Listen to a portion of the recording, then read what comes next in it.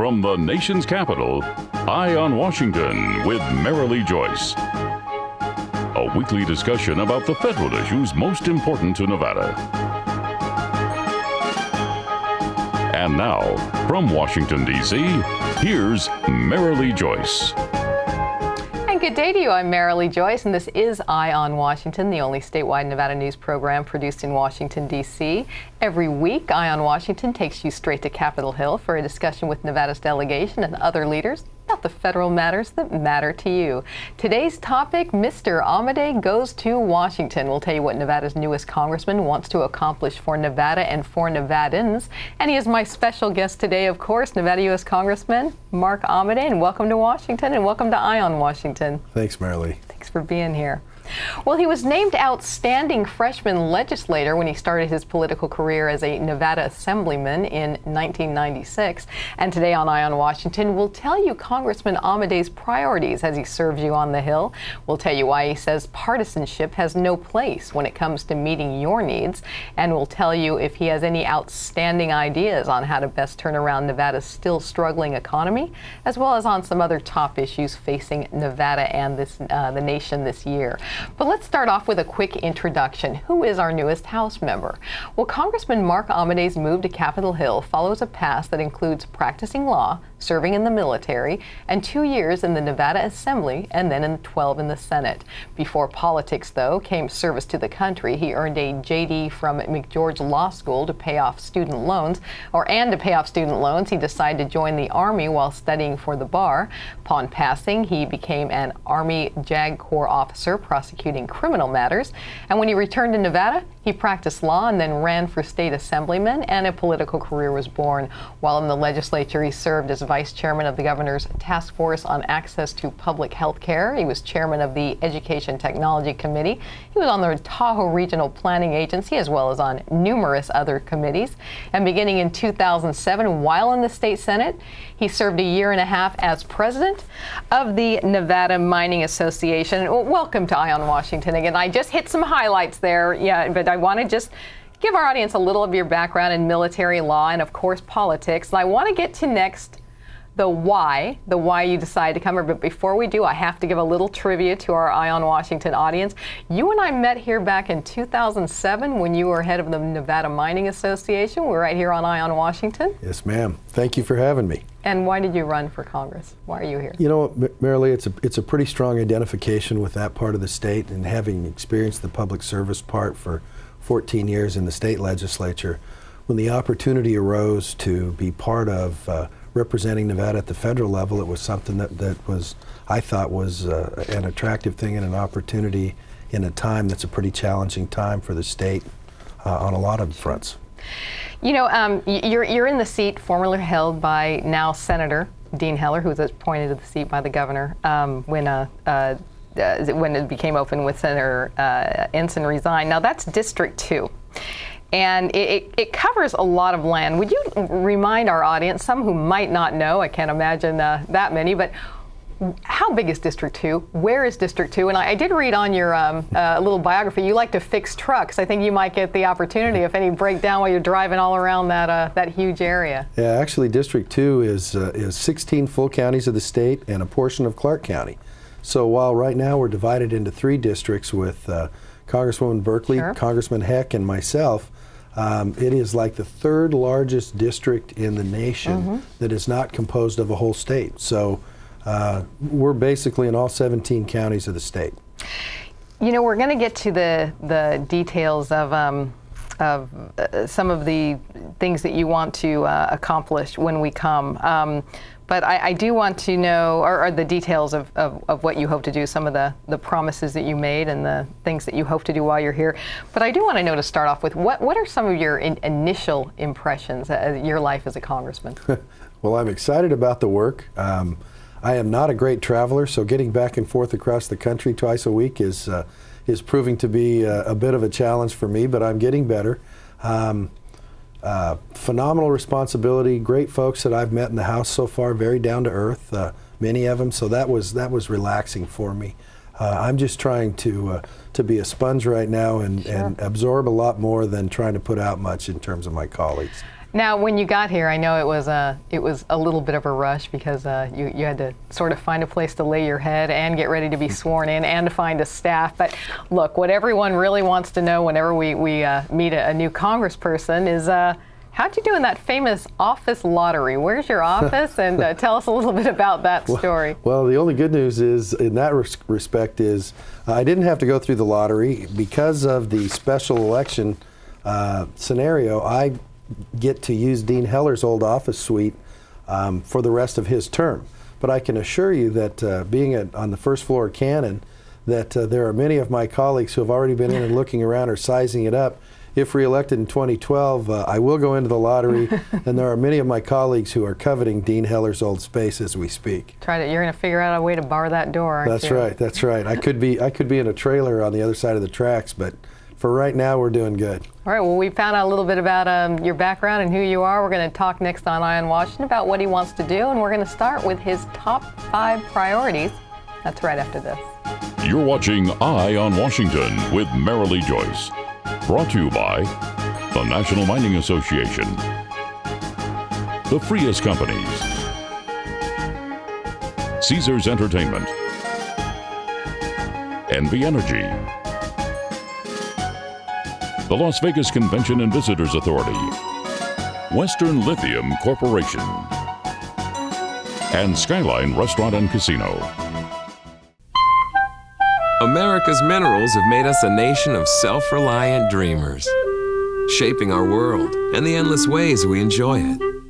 But red tape often forces us to import more than half the minerals we depend on. Minerals we already have. We don't import our dreams. Shouldn't that go for our minerals, too? The National Mining Association. Learn more at nma.org.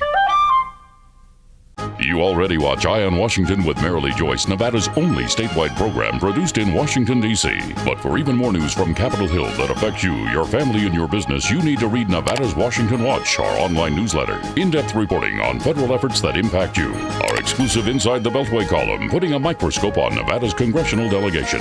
Guest editorials about what Nevada needs from the Hill. Nevada's Washington Watch, your watch on Washington. Subscribe today at nevadaswashingtonwatch.com. Heads we go, tails we stay. A coin flip. That's how it all began for what is now Nevada's largest transportation provider. Charlie Frias, with a can-do spirit and support of his loving wife Phyllis, bought ABC Union Cab in 1966. They then parlayed 5 cabs into a fleet of nearly 1,000. And today, Frias has over 2,000 employees and was recently voted Las Vegas's best company to work for.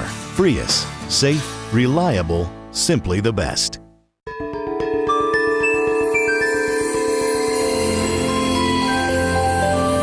How will new energy technology make our lives better?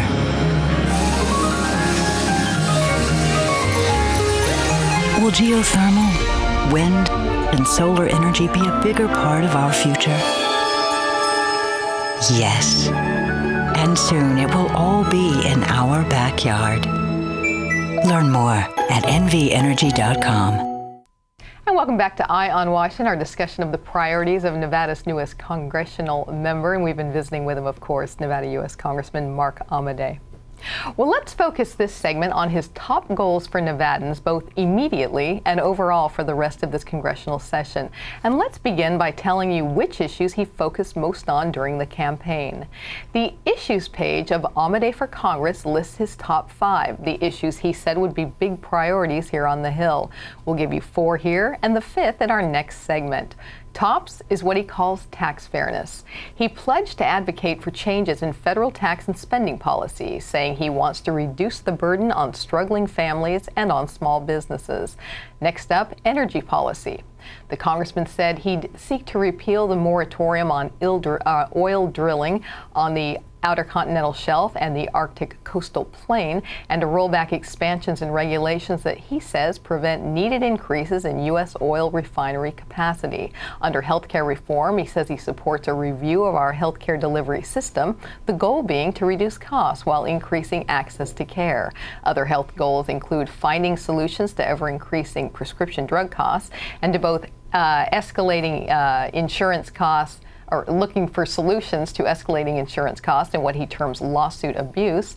And then there's national security. My guest wants troop funding to be a priority in the Pentagon budget and for the securing of our nation's borders to be, quote, a necessary first step to enacting a rational immigration policy. And Congressman, I want to start with taxes.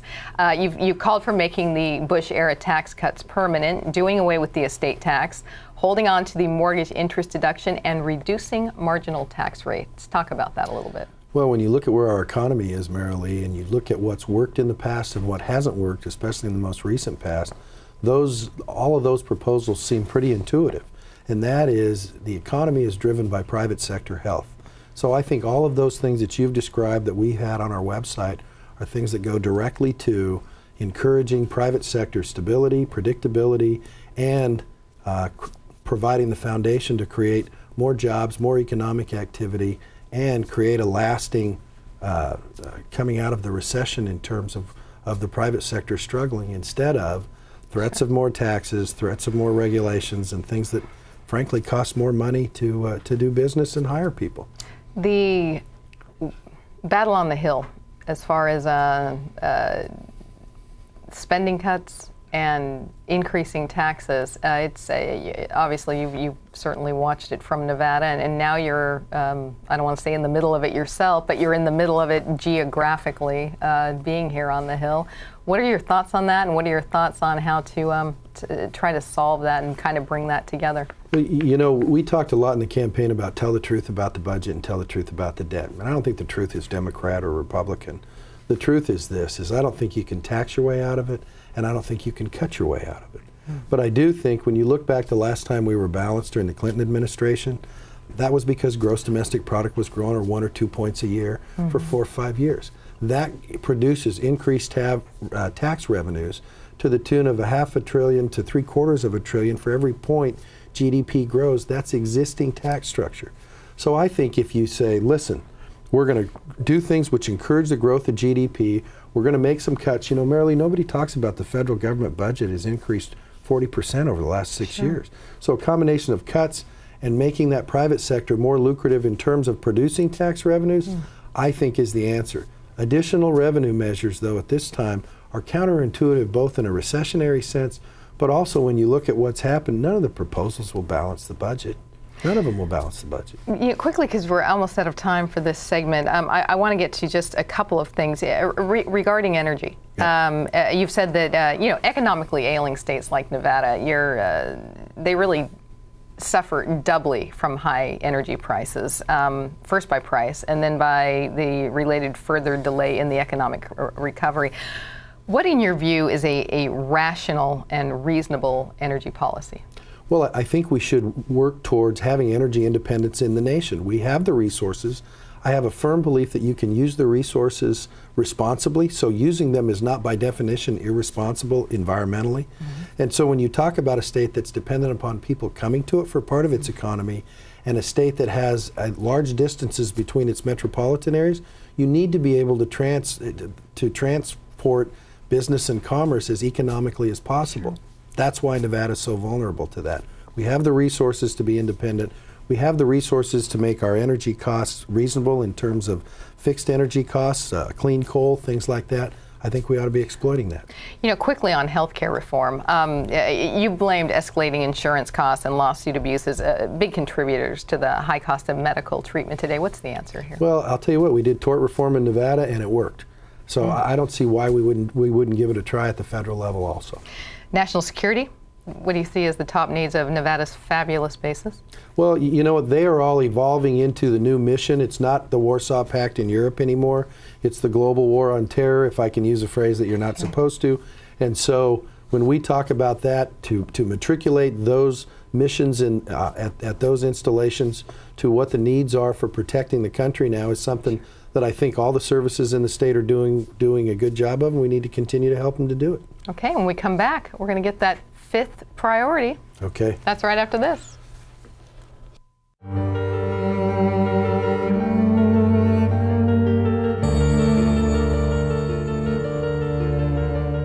Every day, thousands of people in northern Nevada don't get enough to eat. 1 out of 5 children in northern Nevada are hungry every night. but you can do something about it.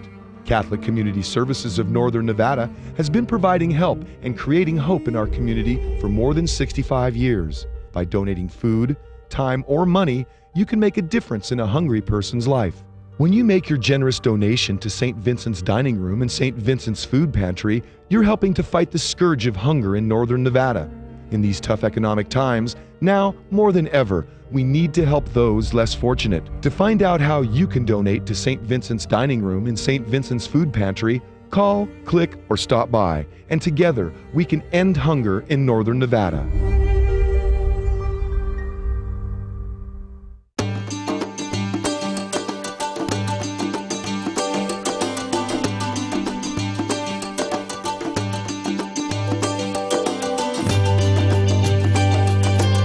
Thanks to an ongoing commitment by America's mining companies, more than 2 million acres already have been reclaimed.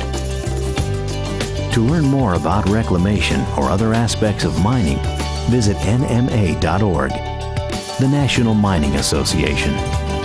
You already watch Eye on Washington with Marilee Joyce, Nevada's only statewide program produced in Washington, D.C. But for even more news from Capitol Hill that affects you, your family, and your business, you need to read Nevada's Washington Watch, our online newsletter. In-depth reporting on federal efforts that impact you. Our exclusive Inside the Beltway column, putting a microscope on Nevada's congressional delegation. Guest editorials about what Nevada needs from the Hill. Nevada's Washington Watch, your watch on Washington. Subscribe today at nevadaswashingtonwatch.com. Heads we go, tails we stay. A coin flip. That's how it all began for what is now Nevada's largest transportation provider. Charlie Frias, with a can-do spirit and support of his loving wife Phyllis, bought ABC Union Cab in 1966. They then parlayed 5 cabs into a fleet of nearly 1,000. And today, Frias has over 2,000 employees and was recently voted Las Vegas's best company to work for. Frias, safe, reliable, simply the best.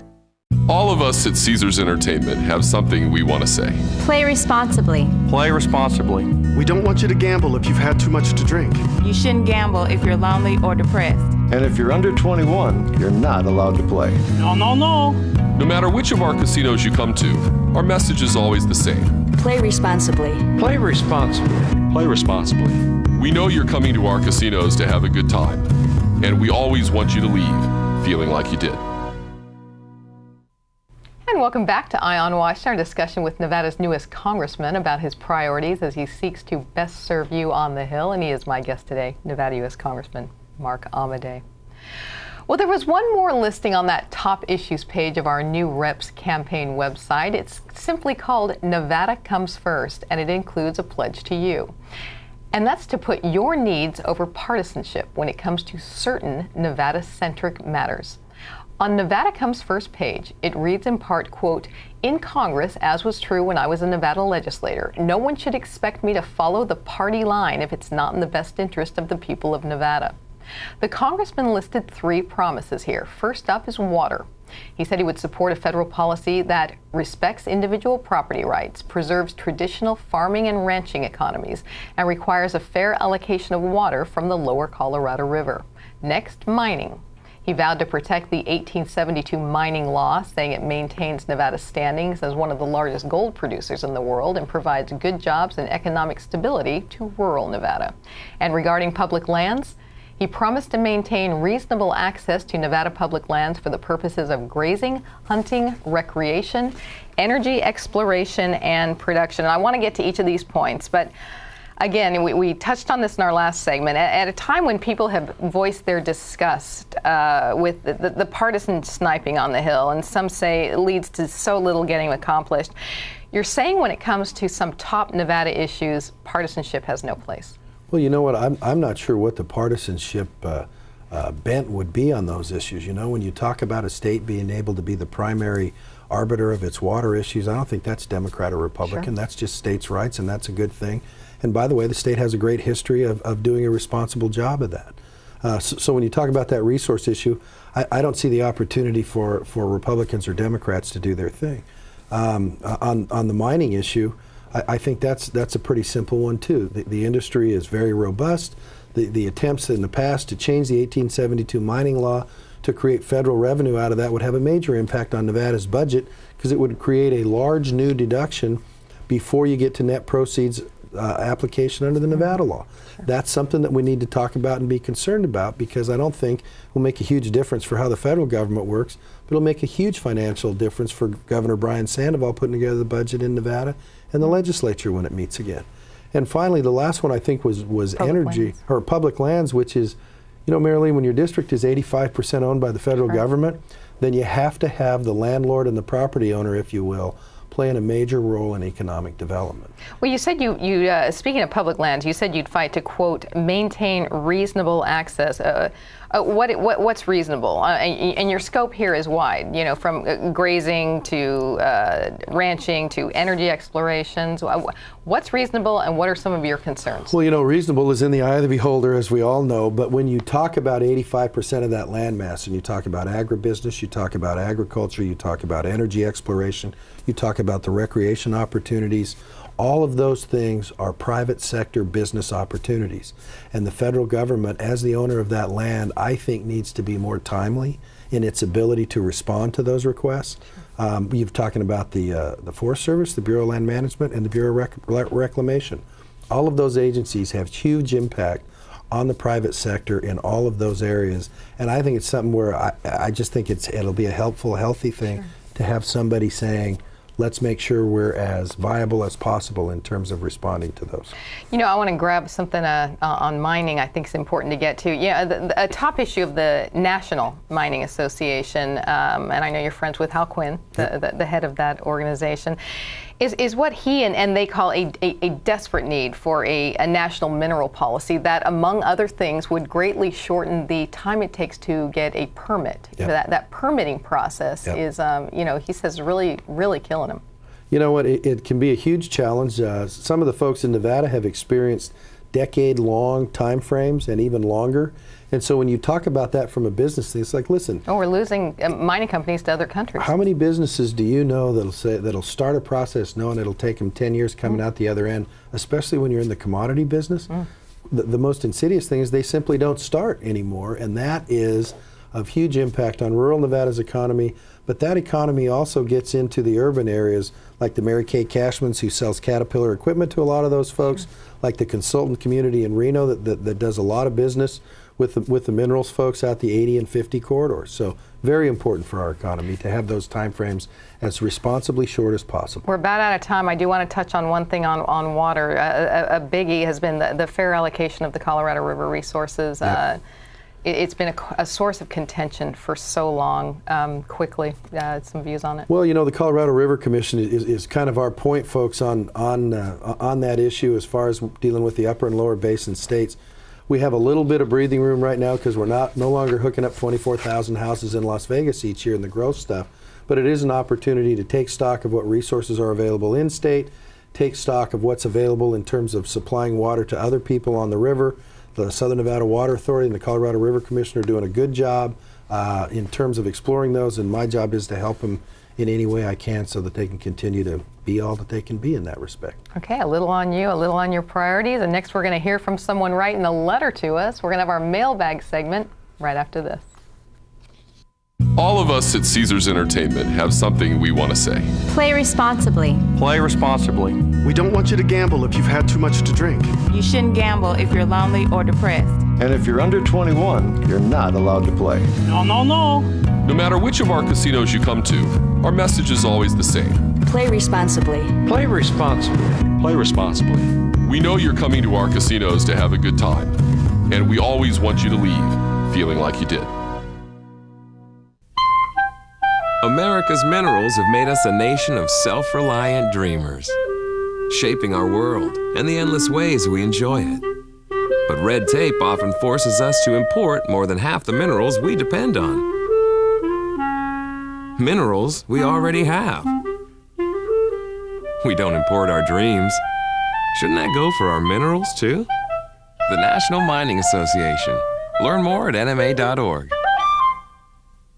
You already watch Eye on Washington with Marilee Joyce, Nevada's only statewide program produced in Washington, D.C. But for even more news from Capitol Hill that affects you, your family, and your business, you need to read Nevada's Washington Watch, our online newsletter. In-depth reporting on federal efforts that impact you. Our exclusive Inside the Beltway column, putting a microscope on Nevada's congressional delegation.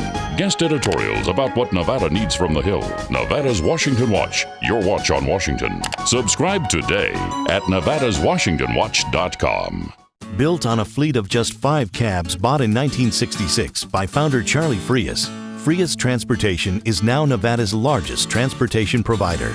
Today, Frias has a fleet of nearly 1,000 vehicles and more than 2,000 employees. As an industry and community leader, Frias continues to create the future of transportation technology and management and actively supports the community, continuing the legacy of quality service in the Las Vegas Valley. Simply the best.